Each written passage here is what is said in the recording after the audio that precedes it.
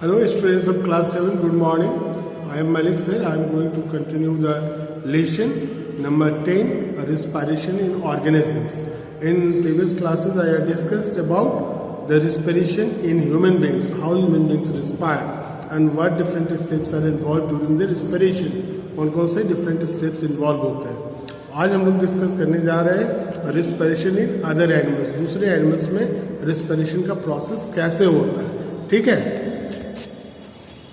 तो सबसे पहले हम लोग अलग अलग जो डिफरेंट ऑर्गेनिजम्स हैं उनके जो बॉडी पार्ट्स होते हैं ब्रीदिंग के लिए वो अलग अलग होते हैं. ठीक है, तो सबसे पहले हम लोग बात करते हैं जो लोअर ऑर्गेनिजम्स हैं, मतलब जो यूनिसेलुलर ऑर्गेनिजम्स हैं जो एक ही सेल के बने होते हैं, उनमें ये कैसे होता है.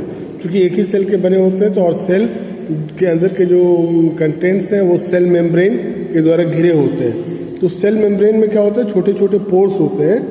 ठीक है, जिसके थ्रू गैसेस का एक्सचेंज होता है. कार्बन डाइऑक्साइड अंदर से बाहर की ओर डिफ्यूज करके बाहर निकलता है और बाहर से ऑक्सीजन अंदर की ओर जाता है. ठीक है, और इस तरह से जो यूनिसेलुलर ऑर्गेनिजम्स है उसमें जो गैसेस का एक्सचेंज होता है डिफ्यूजन के द्वारा होता है. इंसेक्ट की बात करते हैं तो इंसेक्ट जो होते हैं जैसे ग्रास ऊपर है या फिर कॉकरोचेस है, उसमें एक रेस्पिरेटरी सिस्टम होता है जिसमें नेटवर्क होता है ट्यूब्स का, है ना, एयर ट्यूब्स का, जिसको ट्राइचिया कहते हैं, और वो उसके पूरी बॉडी में फैला होता है. और इनका ओपनिंग जो है वो बाहर की ओर होता है. इसको हम लोग टाइनी ओपनिंग्स होते हैं जिनको स्पाइरिकल्स कहते हैं, उनकी बॉडी के साइड में होता है. ठीक है, तो ऑक्सीजन रिच एयर जो है इस स्पाइरिकल से घुसता है और एयर ट्यूब से होकर और ट्राइचिया से होकर पूरे बॉडी में वो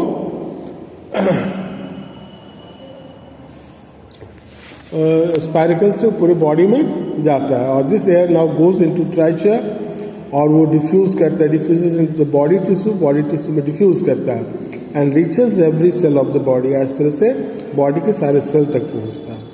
यहाँ पर here oxygen used, of course respiration का आप जानते हैं क्या होता है. यहाँ ऑक्सीजन यूज होता है फूड को ब्रेक डाउन करने के लिए ताकि एनर्जी रिलीज हो सके, कार्बन डाइऑक्साइड रिलीज हो. और ये कार्बन डाइऑक्साइड वापस जो है from the cell goes into the tracheal tube से होकर स्पाइरिकल में आता है और स्पाइरिकल से वो बाहर की ओर निकल जाता है सराउंडिंग में. तो इस तरह से इंसेक्ट्स में ब्रीदिंग होता है. जहाँ फ्रॉक्स की बात करते हैं, फ्रॉक्स पहले आर्चवॉर्म्स की देखिए. तो आर्चवॉर्म्स को अगर आप देखेंगे गौर से, अगर देखा होगा, उनका बॉडी हमेशा मॉइस्ट होता है. ठीक है, भींगा भींगा होता है और तो उसी मॉइस्ट स्किन से ही वो ब्रीथ करते हैं. ठीक है, आर्चवॉर्म्स. फ्रॉक्स में क्या होता है, दोनों सिस्टम होता है, उसमें लंग्स भी होता है और उसके स्किन, अगर मेढक को अगर आप देखेंगे तो उसका भी स्किन जो होता है हमेशा भींगा भींगा होता है. तो जब वो लैंड पर होता है तो उसके पास जो पेयर ऑफ लंग्स है उसके द्वारा वो ब्रीथ करता है, जैसे हम लोग करते हैं, ह्यूमन बींग्स करते हैं उस तरह से. लेकिन जब वो पानी में होता है तो फिर जो पानी में डिजॉल्व ऑक्सीजन है उसके मॉइस्ट स्किन से होकर डिफ्यूज करके उसकी बॉडी में इंटर करता है और जो कार्बन डाइऑक्साइड है वो फिर डिफ्यूज होकर बाहर निकलता है ना. फिशेस की बात करें, फिश में अगर आए तो फिश के पास एक स्पेशल ऑर्गन्स होता है जिसको हम लोग जो उसके दोनों तरफ जबड़ा जो होता है उसके दोनों तरफ होता है, जिसको हम लोग गिल्स कहते हैं, है ना. तो ये क्या करता है, अगर आपने देखा होगा फिशेस को अगर एक्वेरियम वगैरह में, तो वो बार बार वो अपनी मुंह को खोलती है. इससे के कारण से पानी जो है वो उसके मुंह के अंदर इंटर करता है और ये गिल्स से होकर फिर बाहर निकल जाता है. ठीक है, तो गिल्स के पास जो है काफ़ी सारे ब्लड कैपिलरीज, ब्लड वेसल्स आए रहते हैं. वो वहाँ से क्या करते हैं, कार्बन डाइऑक्साइड को छोड़ते हैं जो पहले से बॉडी से लेकर आए रहते हैं, और वहीं पर गिल्स पे ही जो पानी में डिजॉल्व ऑक्सीजन है उसको एब्जॉर्ब कर लेते हैं, फिर वहाँ से वो पूरे बॉडी में उसको फैला देते हैं, है ना. और जो कार्बन डाइऑक्साइड है वो फिर बाहर निकल जाता है. तो गल्फर बार बार उसका खुलता है जिससे पानी के साथ साथ बुलबुला निकलता है, मतलब कार्बन डाइऑक्साइड वापस पानी को चला जाता है. ठीक है, ये देख रहे हैं आप गिल्स इसका, तो ये मुंह के द्वारा बार बार वो मुंह से पानी लेता रहता है, वो पानी गिल्स से होते हुए बाहर निकलता है. तो उसी गिल्स के ऊपर ये गैसेस एक्सचेंज होता है. प्लांट्स की बात करें, like animals, plants also respire for their survival. Human beings की तरह प्लांट्स को भी रिस्पायर करने की ज़रूरत होती है अपने सर्वाइवल के लिए, जिंदा रहने के लिए। उसको भी एनर्जी की ज़रूरत होती है। वो भी एनर्जी कैसे प्राप्त करता है? Just by the break down of the food. The plants get energy by the process of respiration in which glucose, plants भी एनर्जी गेट करता है रिस्पिरेशन के द्वारा, जिसमें ग्लूकोज जो है फूड प्रिपेयर्ड बाय द, क्योंकि प्लांट्स खुद अपना खाना बनाता है, वो ब्रेक करता है in presence of oxygen to form carbon dioxide and water with the release of energy. तो प्लांट्स ये ऑक्सीजन लेता कैसे है? Plants take in oxygen from air and give out carbon dioxide during respiration. Air से oxygen लेता है और carbon dioxide को छोड़ता है। तो इसके पास क्या होता है ना, इसके लीफ के नीचे वाले साइड में बहुत टाइनी ओपनिंग्स होते हैं जिसको हम लोग स्टोमाटा कहते हैं। उसी के द्वारा ये गैसेस एक्सचेंज पॉसिबल हो पाता है। ठीक है। हालांकि डे टाइम में जो फोटोसिंथेसिस करता है उसमें ऑक्सीजन आपको मालूम है रिलीज होता है, तो दिन में वो क्या करता है, उसको बाहर से ऑक्सीजन लेने की जरूरत नहीं होती है। वो जो खुद जो बनता है उसके फोटोसिंथेसिस में उसी ऑक्सीजन को वो यूज करता है। और कार्बन डाइऑक्साइड जो रिलीज होता है उसी कार्बन डाइऑक्साइड को वो खाना बनाने में भी यूज करता है। ठीक है। तो बहुत कम कार्बन डाइऑक्साइड उसको बाहर से लेना पड़ता है। लेकिन रात में चूंकि फोटोसिंथेसिस का प्रोसेस नहीं होता है, इसलिए उस समय उसको ऑक्सीजन जो है बाहर से लेना पड़ता है थ्रू स्टोमाटा। ठीक है। अब यहाँ कह रहे हैं to show that heat is release during respiration. अब 2 थर्मस फ्लास्क लीजिए, ए और B, take a glass full of bean seeds and soak them. उसमें बीन सीख लीजिए, उसको भिगा दीजिए, रात भर भीगने दीजिए। नेक्स्ट मॉर्निंग देखिएगा पानी को निकाल दीजिए and keep the seeds moist until they start germinating. उसको भीगा हुआ रहने दीजिए ताकि जब वो जर्मिनेटिंग, अंकुरित जब तक नहीं होने लगे। Boil half of the seeds so that germination stops. अगर बॉयल कर देंगे उस सीड्स को तो जर्मिनेशन बंद हो जाएगा, है ना। Then wash them with the dilute formalin और carbolic acid to prevent decay. वो खराब नहीं हो तो उसमें उसको मिला दीजिए। ठीक है। Keep the germinating seed in thermos. जो सीड जो रह गए हैं उनको जर्मिनेटिंग सीड्स को थर्मस फ्लास्क में ए में रहने दीजिए and the boiled seeds in thermos flask B. और जो बॉइल्ड सीड्स है उसको बी में। Put moist cotton wool on the mouth of the flask. और एक मॉइस्ट कॉटन वूल डाल उसके मुंह पे लगा दीजिए, है ना।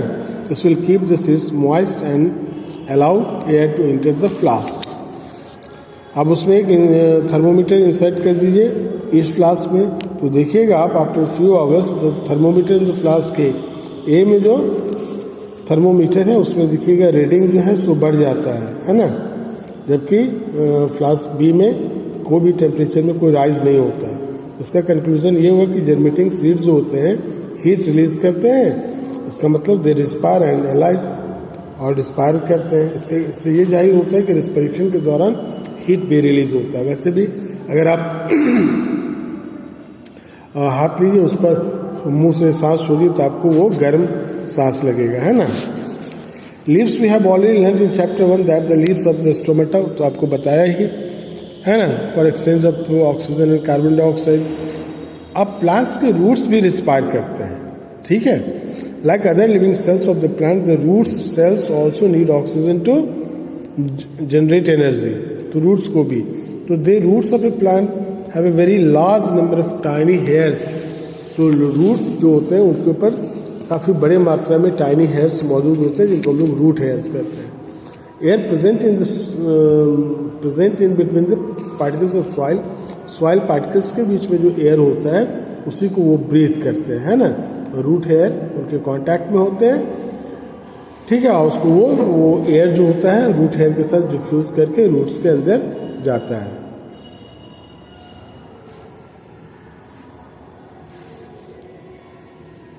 तो oxygen from air in soil particles diffuses the root hair and reaches all the cells of the root where this oxygen is used for the respiration process।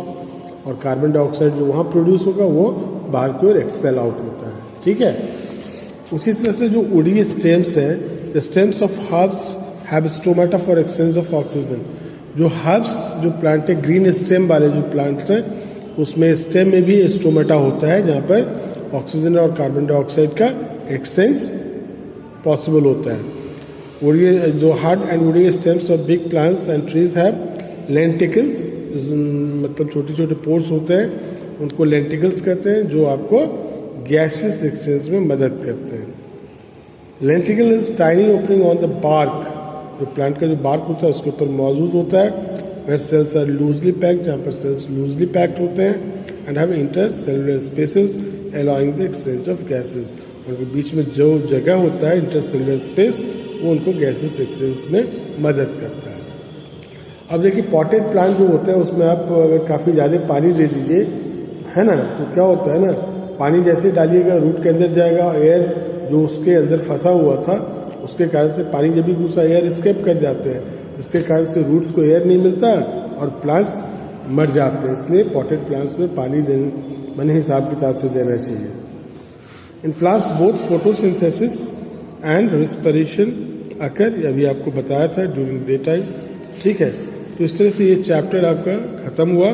आगे मैं इसका क्वेश्चन आंसर दूंगा, ठीक है। तो इसको अच्छे से पढ़िए। Thank you and have a nice day.